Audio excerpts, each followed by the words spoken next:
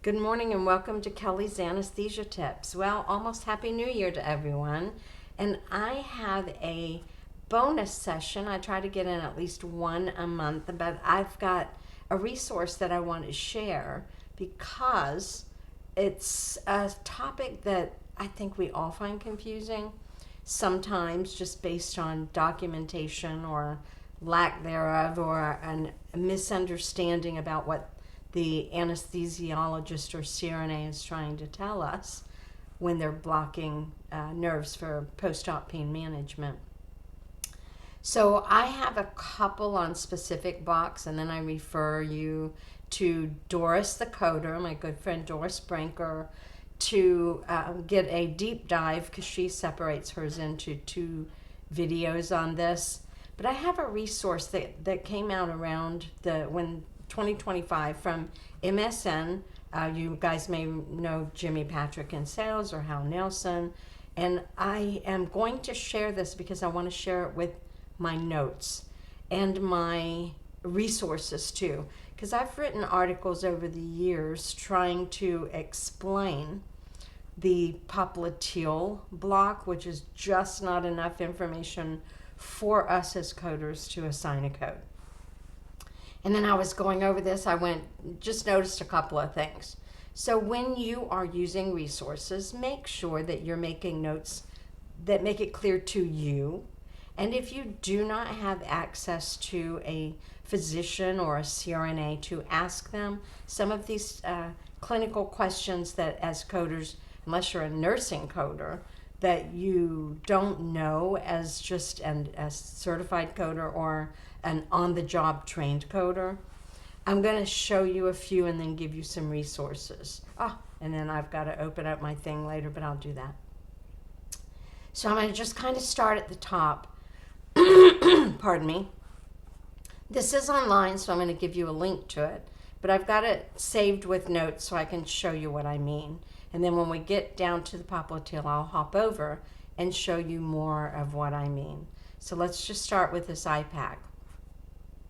You'll see in 2025 in their column there are two codes listed, 64473 and 64474, that say posterior knee, single injection, and the average payments may come from something that they have. You'd have to ask Hal to know for sure. I don't.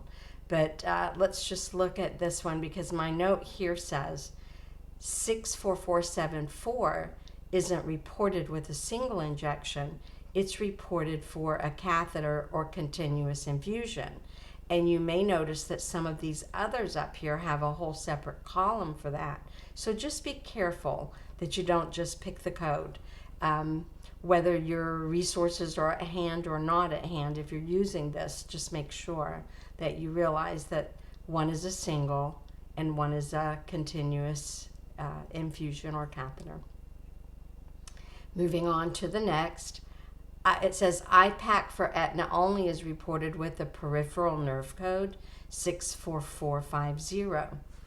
I have something different in my notes, so if I see something like this on an audit, I will check to see if they have something from Aetna that says yes, still use this, or if they've not updated their resources.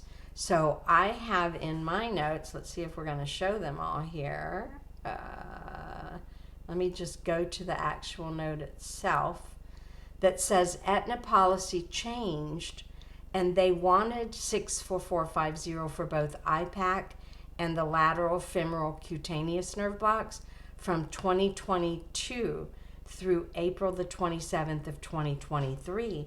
And that's when my notes show that they changed that code for the IPAC. And in 2025, they're probably looking for the same thing that everyone else is now because of those new fascial plane blocks.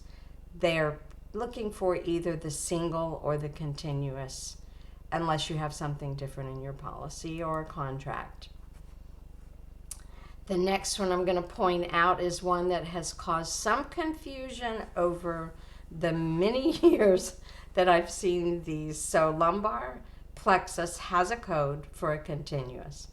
There is not a code for a single injection.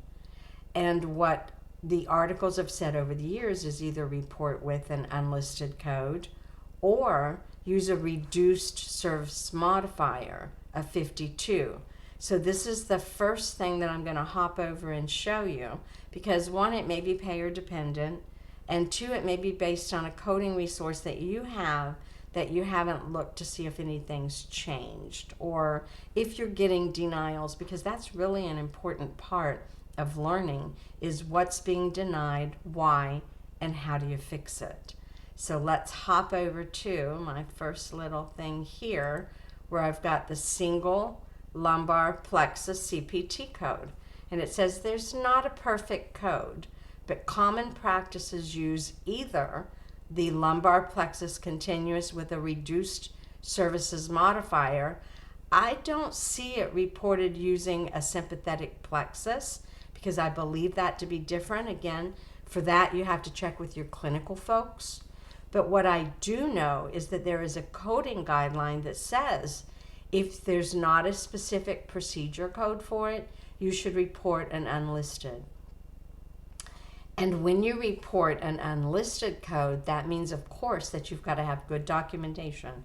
You have to have documentation that shows exactly what was being done. So I call it the 5 W's: who, what, when, where, why, in the documentation. And then also a comparison code. So as coders, we are really not qualified to say, here's a comparison code, unless we've had some input from someone with clinical background. At one time, Doris did a fantastic job, Doris the Coder, of creating the unlisted code comparisons. And if you were fortunate enough to be a member of the FAAA, which I've done numerous YouTubes on, then you had access to those, because she did have clinical input from a clinical person, a physician. All right, let's go back to our pain block sheet. And again, I'm going to give you all of these resources. I won't give you like when I Google, but if you pay attention to what I put in there, and if you don't find what you're looking for, add or take a word away. But typically, I can find what I'm looking for the most part. All right, back to our sheet from MSN. We've talked about all of these. So let's go down to that popliteal, because that one can get a little confusing. I mean, I even confused myself with it back in the first article that I wrote because of the terminology that I used.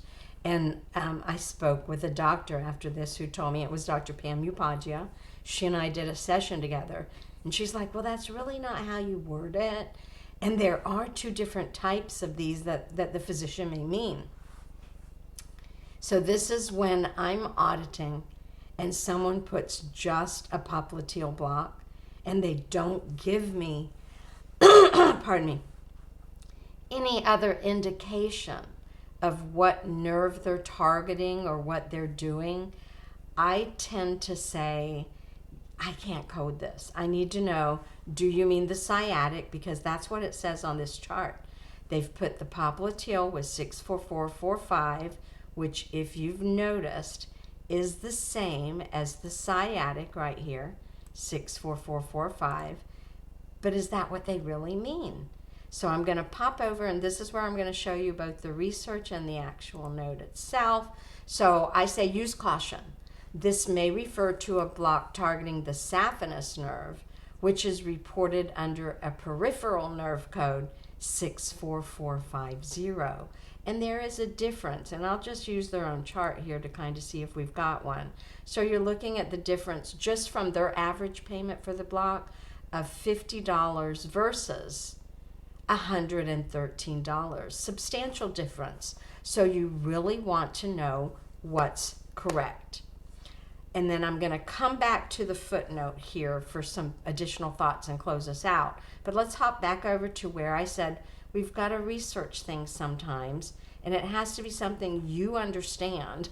So the first thing that I'm like is, okay, is the saphenous nerve a peripheral nerve? I believe it to be, because if it's outside of the central nervous system, it's a peripheral nerve. If there's a named nerve, we use the named nerve block, femoral. sciatic, brachial plexus, etc. But if there's not a named target nerve, it's going to be that $50 average payment from the MSN sheet of a peripheral nerve. So that's the first thing that I've looked up. Is the saphenous nerve a peripheral nerve? And you notice it picks up the whole information and gives you all of the key facts about it. So now let's look at the next one. Is the popliteal nerve a peripheral nerve? Well, yes, it is. Because the nerves in the popliteal fossa, like the tibial and common peroneal nerves, are divisions of the sciatic nerve. Here's where we get into the technicalities of it. Are they targeting the sciatic nerve?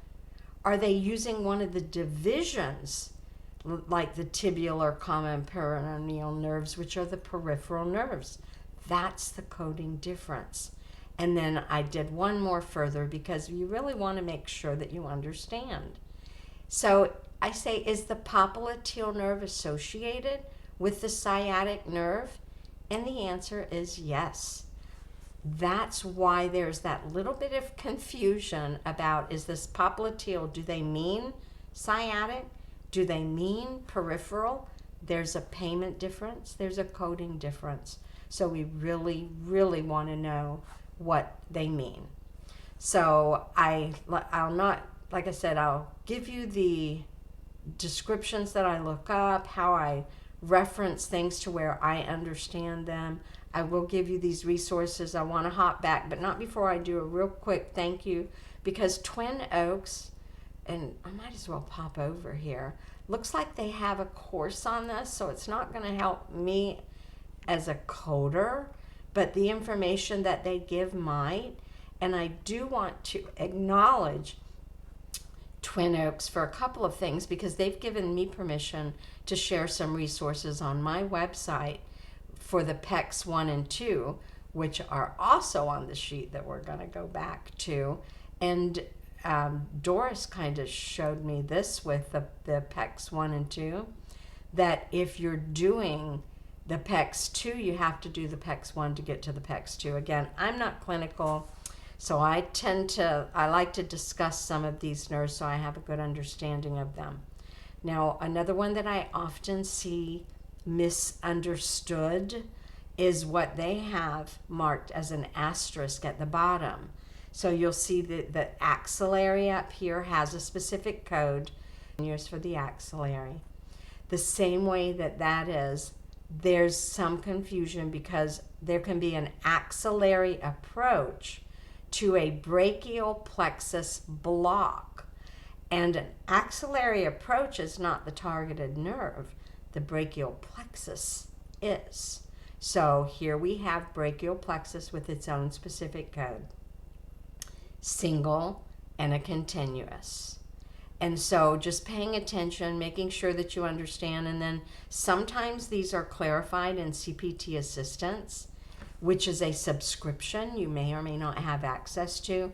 My coding that I use, the one from Decision Health, because I do a lot of education for them as well. So Select Coder gives me the option to purchase this separately, and I do, for those additional coding, the coding advice. And here I'll give another plug to Doris the Coder. She often sends in questions to try to get clarifications in those CPT assistants. But if you don't have access to the subscription or the articles or archives, reach out to Anesthesia Friends. If you don't have one, you need one.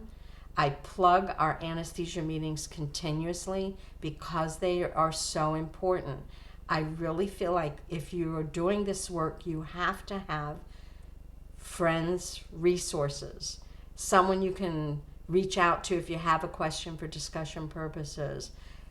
It's just such a unique niche for coding. I like to say you can go from anesthesia coding to any specialty because we're throughout that whole book, but it's a lot more difficult to come from another specialty to anesthesia because the rules are so different for coding. I might have taken the time to open this up and put us a nice pretty something on here for my end of this, but I'm just going to close it with this. I like to say, be kind to one another, generous with your knowledge, make sure you're supporting anesthesia meetings. I hope this is helpful for straightening out some of the confusion with the blocks. I will give the resources. Wishing you all a safe, uneventful, happy, prosperous, work hard, do good new year. And that's it. See you guys next year.